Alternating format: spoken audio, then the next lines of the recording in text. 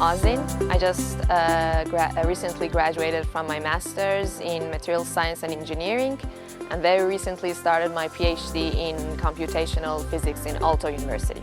I'm Mika and I'm a doctoral researcher in the University of Helsinki, working on early universe, phase transition and gravitational waves, so particle physics and cosmology. I'm Maxim. I am a PhD researcher in Belgium and I work in smart healthcare applications. I think the most interesting part of the whole program was that it started with very basic concepts in different subjects. So even though you didn't have a solid background in the topics that were covered during the whole summer school, you could gradually catch up with the course. And I feel that was something that I knew about it before joining the summer school, and also really captivated me, so I was really eager to continue the whole program.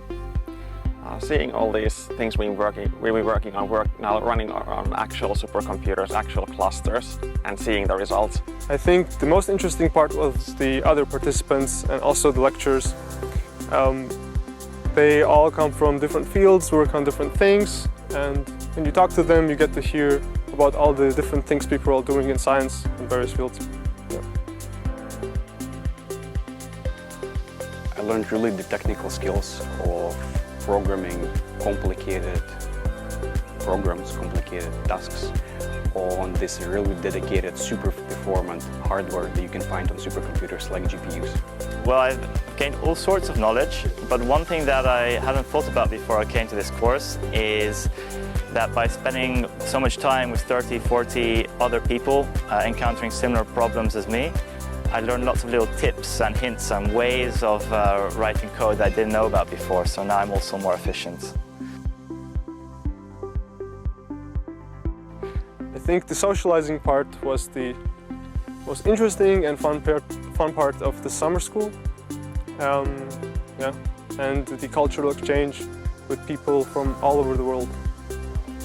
The best experience was whipping each other in the sauna with birch branches. I think anyone who's doing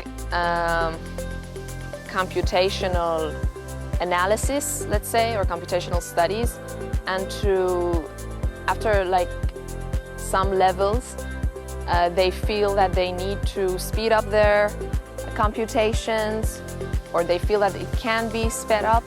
A lot of people could benefit from it, but I would really recommend it to people with technical background who work at low level developing some software for their complex computational challenges.